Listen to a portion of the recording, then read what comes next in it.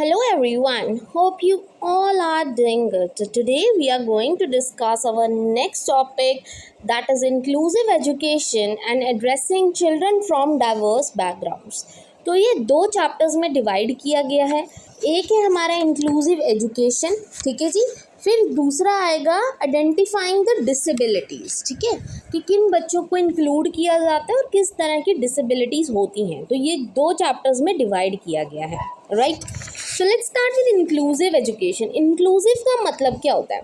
Inclusive का मतलब ही होता है इंक्लूड करना, ठीक है जी। इंक्लूड करना, किनको इंक्लूड करना? हर तरह के बच्चे को, मतलब किसी के साथ भेदभाव नहीं करना, चाहे वो एससी है, चाहे वो एसटी है, ओबीसी है, जनरल है, मतलब कोई भी कैटेगरी में फॉल करता है, डजेंट मैटर। आप हर बच्चे को एक ही छत के नीचे पढ़ाओगे, सबको इक्वल रिस्पेक्ट दोगे, क्योंकि सबका राइट है एजुकेशन पर। तो इसलिए इंक्लूसिव एजुकेशन देनी है हमने सबको, ठीक है।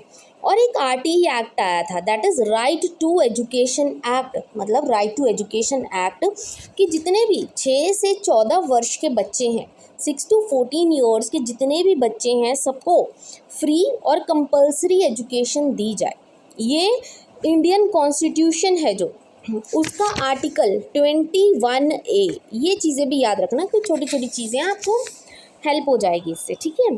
आर्टिकल 21A है जो, वो 2009 में जो एक्ट है वो आया था और 2010 में वो लागू किया गया था, ठीक है। इस एक्ट के दौरान क्या बोला गया इंडियन कॉन्स्टिट्यूशन में, कि सभी बच्चों को फ्री एंड कंपलसरी एजुकेशन दी जाएगी। मतलब 6 से 14 साल के जितने भी बच्चे हैं, सबको फ्री और कंपलसरी एजुकेशन दी जाएगी, क्योंकि ये सबका फंडामेंटल राइट है। और किसी के साथ भी आप race, class, colour, gender, disability या लैंग्वेज के बेसिस पे कभी भी आप किसी के साथ भेदभाव नहीं करोगे, ठीक है। समझ आ गया आरटीई एक्ट का? अगर आपने सारा आरटीई एक्ट पढ़ना है तो इसके नोट्स भी मैं प्रोवाइड, जैसे आपको पता ही है, बीएड हो, एमएड हो, सभी नोट्स मैं प्रोवाइड करती हूँ। तो उसमें एक आरटीई एक्ट होगा टॉपिक, आप देख सकते हैं सर्च करके, तो आपको वहाँ से आरटीई एक्ट सारा मिल जाएगा। वैसे तो जो मेन चीज़ आपको पता होनी चाहिए कि जो आरटीई एक्ट है वो आर्टिकल 21A के अंडर था, ठीक है, 2009 में, ठीक है। और ये लागू कब हुआ? 2010 में, for 6 to 14 years of age, ठीक है, ताकि सभी बच्चों को प्रॉपर एक इक्वल एजुकेशन दी जाए। Then inclusive education is a learning environment. Inclusive education क्या होता है? जैसे मैंने अभी बताया, ये एक ऐसा लर्निंग इन्वायरमेंट है जहाँ पे बच्चे की क्या प्रमोट की जाएगी? फुल पोटेंशियल, कि जो बच्चे का पोटेंशियल है उसको प्रमोट किया जाएगा, डेवलप किया जाएगा। बच्चे की एकेडमिक परफॉर्मेंस अच्छी होगी, बच्चे की प्रोफेशनल डेवलपमेंट अच्छी होगी, irrespective of race, colour, gender, ठीक है। ऐसे नहीं करना कि मतलब आपका जेंडर कुछ और है तो मतलब बायसनेस नहीं करनी, कि तुम गर्ल हो तो तुम्हारे सिर्फ यही राइट्स हैं, तुम बॉय हो तो तुम्हारे सिर्फ यही राइट्स हैं, ठीक है। भेदभाव नहीं करना, तुम इस जात से हो या तुम इस जात पात से हो, तो ये सब चीज़ें नहीं करनी। सभी बच्चों को एक समान रिस्पेक्ट देनी है। I hope this is clear. Inclusive education का क्या मतलब है और आरटीई एक्ट क्या होता है, ठीक है।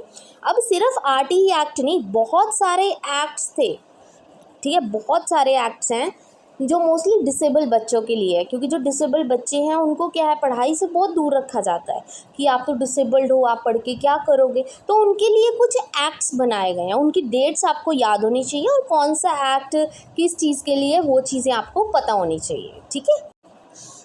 तो जो स्कीम्स हैं, मतलब कौन कौन सी स्कीम्स हैं? सबसे पहली, integrated education for disabled children. Disable बच्चों के लिए इंटीग्रेटेड एजुकेशन जो स्कीम है, कब चलाई गई थी? 1974 में, ठीक है। ये क्वेश्चंस आ जाते हैं पीटेट में, आपको पता है, बारीक से बारीक चीज़ भी पूछी जाती है। देन कम एनपी, ठीक है, that is national policy of education, कि सबको प्रॉपर एजुकेशन मिलनी चाहिए। ये कब लागू हुआ था? 1986 में ये स्कीम आई थी। Then come PWD. पीडब्ल्यूडी होता है पर्सन विद डिसेबिलिटी एक्ट, ठीक है। जो डिसेबल्ड बच्चे हैं उनके लिए भी प्रॉपर एजुकेशन प्रोवाइड की जाए विद प्रॉपर फैसिलिटीज़, 1995 में आया था।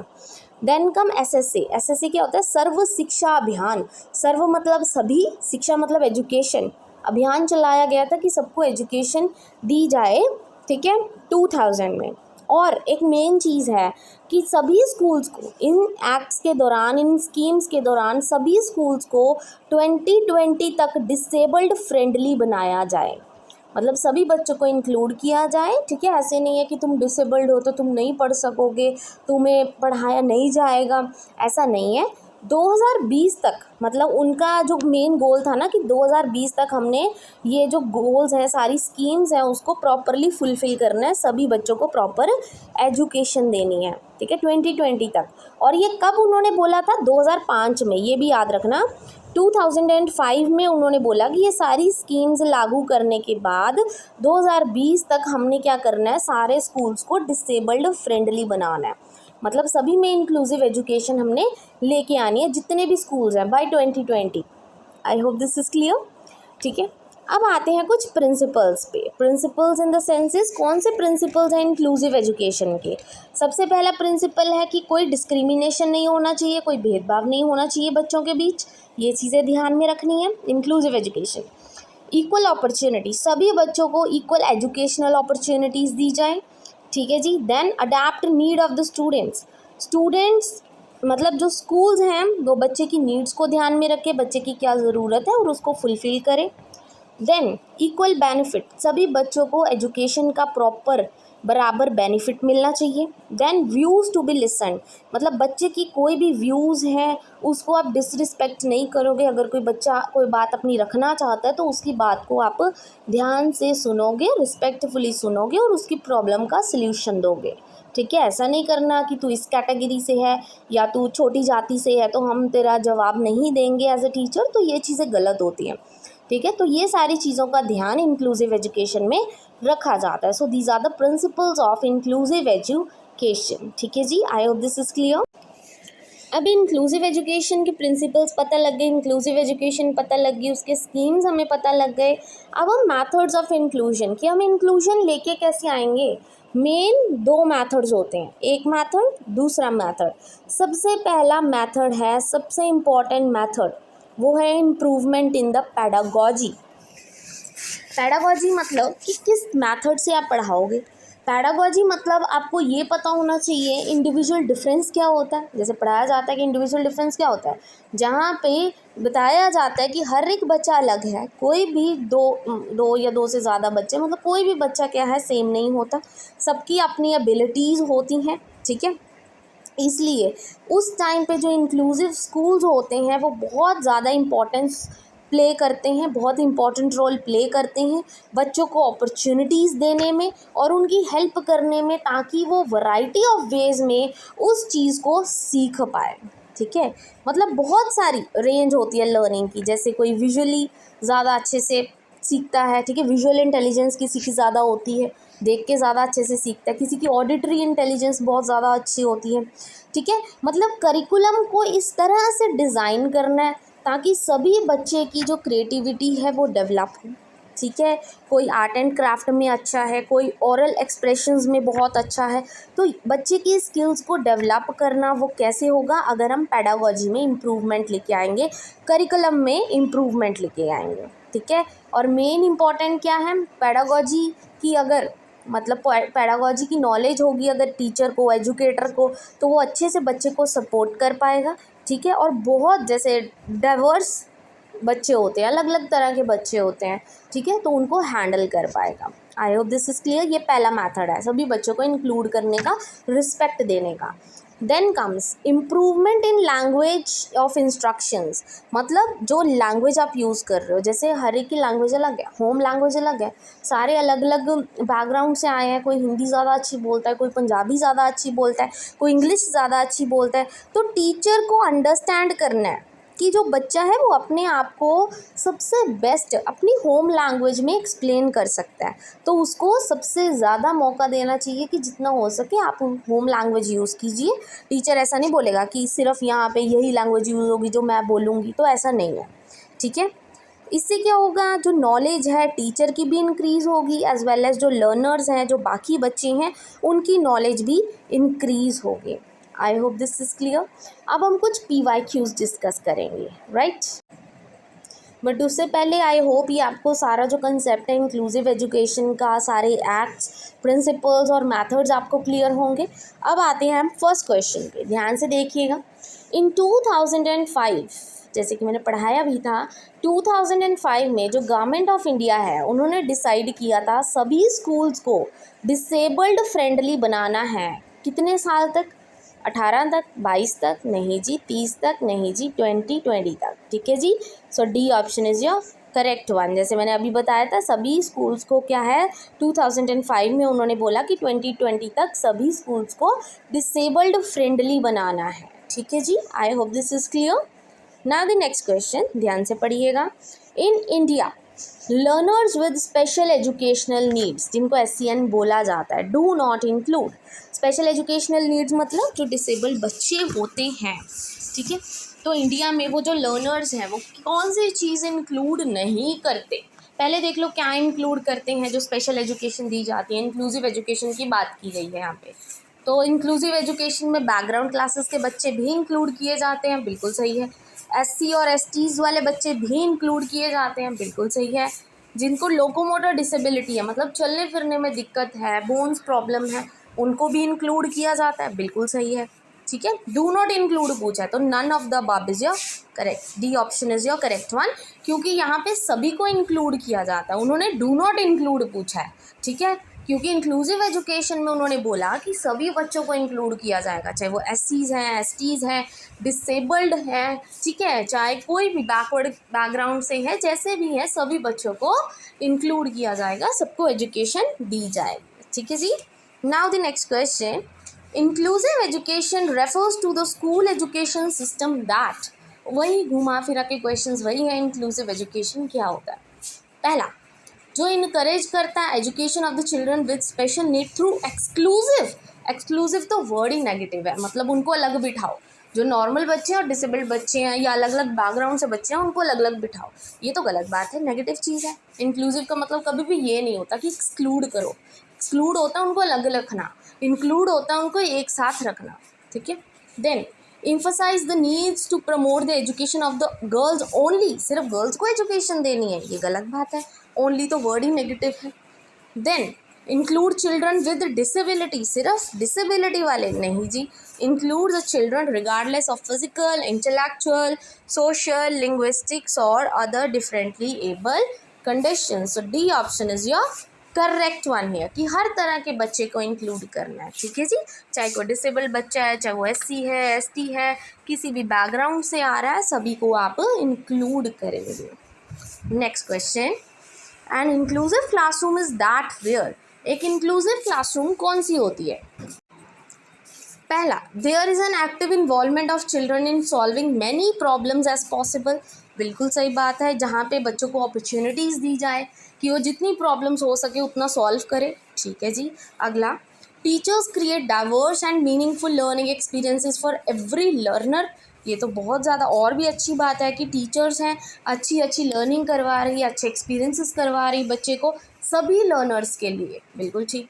Assessments are repeated till the time every learner achieve minimum grades, बिल्कुल गलत है, असेसमेंट की बात नहीं होती इंक्लूसिव में। Teachers teach from only books, ये तो गलत बात है, ऐसा नहीं होता इंक्लूसिव क्लासरूम में। तो बचा पहला और बी ऑप्शन, ए और बी, उसमें से सबसे बेटर, सबसे अच्छा है जहाँ पे बच्चा एक्टिव है, तो बच्चा बी ऑप्शन में बिल्कुल बहुत ज़्यादा एक्टिव है और हर बच्चा एक्टिव है। सो ए ऑप्शन नहीं होगा, बी ऑप्शन होगा। ठीक है जी, now the next question, an inclusive school reflects on the following questions except, तीन चीज़ें सही है इंक्लूसिव एजुकेशन को लेकर कि इंक्लूसिव स्कूल है जो इस चीज़ के बारे में दर्शाता है। कौन सा ऐसा क्वेश्चन है जो इंक्लूसिव एजुकेशन, इंक्लूसिव स्कूल को रिफ्लेक्ट करता है? पहला, do we believe that all students can learn, बिल्कुल सही है, ये इंक्लूसिव स्कूल है क्योंकि हम बिलीव करते हैं कि हर बच्चा सीख सकता है। ठीक है, ऐसा नहीं है कि तू वो नहीं सीख सकता या वो नहीं सीख सकता। Do we work in teams to plan and deliver learning enabling environment, बिल्कुल सही है, सभी टीम वर्क करेंगे तभी तो काम होगा। Do we properly segregate normal students and special students, बिल्कुल गलत बात है। सेग्रीगेशन होता है अलग अलग बिठाना, नॉर्मल बच्चों को अलग बिठा रहे हो, स्पेशल बच्चों को अलग बिठा रहे हो, तो ये तो गलत बात है। ठीक है। Last is do we adopt strategies catering for diverse needs of the students. बिल्कुल सही है, हम ऐसी स्ट्रैटेजीज अडॉप्ट करेंगे जिससे बच्चे की नीड्स पूरी हो। तो ये तो इंक्लूसिव हुआ। So C option is your correct, क्योंकि उन्होंने डू नॉट पूछा, एक्सेप्ट पूछा। ठीक है, I hope this is clear now. Next question, which one of the following philosophical perspectives needs to be followed to deal with children with special needs? ठीक है, कौन सी चीज़, कौन सा फिलॉसफी हमें फॉलो करनी पड़ेगी अगर हमने डील करना है उन बच्चों के साथ जिनकी स्पेशल नीड्स है, मतलब जो डिसेबल बच्चे हैं उनको कैसे डील करेंगे। पहला, they should be segregated. Segregated तो वर्ड ही नेगेटिव है कि उनको अलग बिठाओ, गलत बात है। सिर्फ ओनली वर्ड, ये भी गलत हो जाता है। Then they do not need any education, बिल्कुल गलत है ये तो। क्यों, उनको एजुकेशन नहीं चाहिए क्या? तो C option is your correct one, कि उनको प्रॉपर राइट है इंक्लूसिव एजुकेशन का और उनको रेगुलर स्कूल्स में नॉर्मल बच्चों के साथ पढ़ाया जाना चाहिए। ठीक है जी, so C option is your correct one. Next, last question, teachers most important role in inclusive classroom is. Teacher का सबसे इंपॉर्टेंट रोल क्या है इंक्लूसिव क्लासरूम में? पहला, give instructions to the class, सिर्फ लेक्चर देना, इंस्ट्रक्शंस देना, गलत बात है। To find out the occupation of the parents, नहीं, ये मतलब पेरेंट्स के ऑक्यूपेशन पता करो कि हर बच्चे का पेरेंट्स क्या करते हैं और उस हिसाब से बच्चे को पढ़ाओ, गलत बात है। To ensure that every child get an opportunity to realise her potential, बिल्कुल सही बात है, सभी बच्चों को अपॉर्चुनिटीज़ दो ताकि उनको अपने वीकनेस स्ट्रेंथ्स का पता लगे, बिल्कुल ठीक है।